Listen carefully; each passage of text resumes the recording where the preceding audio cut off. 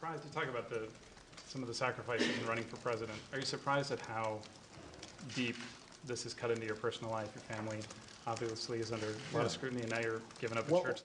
Well, I have to say this was one I didn't see coming. Which we knew there were going to be some things that we didn't see coming. This was one. I did not anticipate my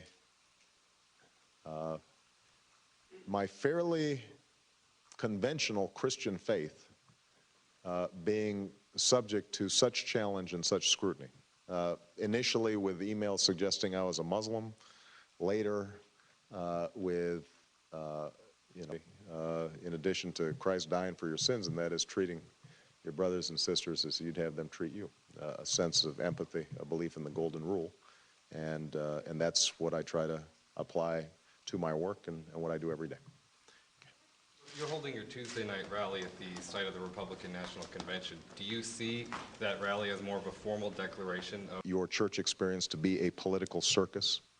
I think most American people will understand that and wouldn't want to subject their church to that either. So, I mean, if people have a different opinion about that, then, that's their right. But I've described why I think Michelle and I made this decision. Bonnie? There are a lot of people who look at your church and, for rightly or wrongly, they look at it and they see a controversial church, if it's based on what they've seen in the media or what have you. And there are probably going to be a lot of people who are not going to be happy with the reason why you left, which it doesn't appear as though you're denouncing the church. How do you address that? No, I'm not denouncing the church, and I'm not interested in people who want me to denounce the church, because it's not a church worthy of denouncing.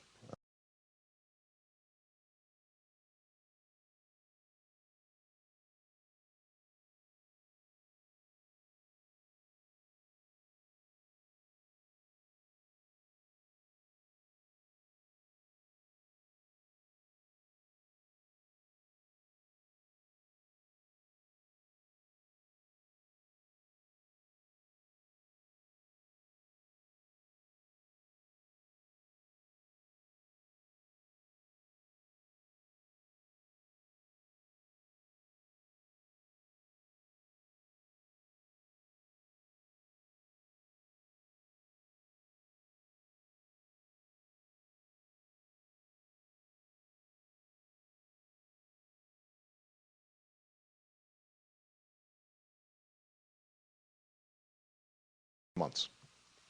Yes. Do you feel like your faith and church come under fire, more rapid fire than other candidates in this presidential election?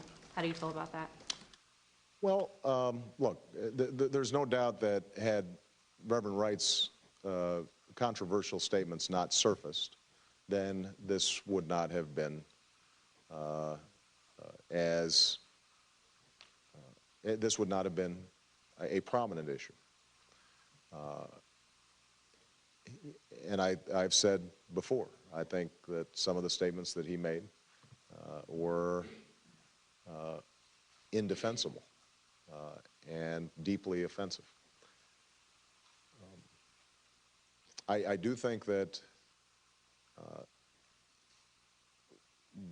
there is certainly a tradition in the African American church, but I think there's a tradition in a lot of churches to speak out against injustice, to speak out against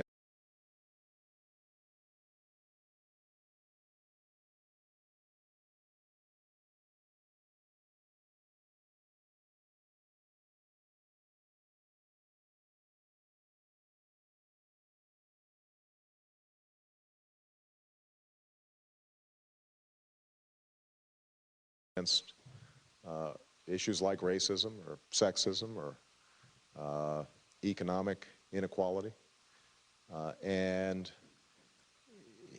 my hope would be that pastors who let me put it this way. My hope would be that any presidential candidate can go to a church and hear a sermon and even hear some controversial statements without those views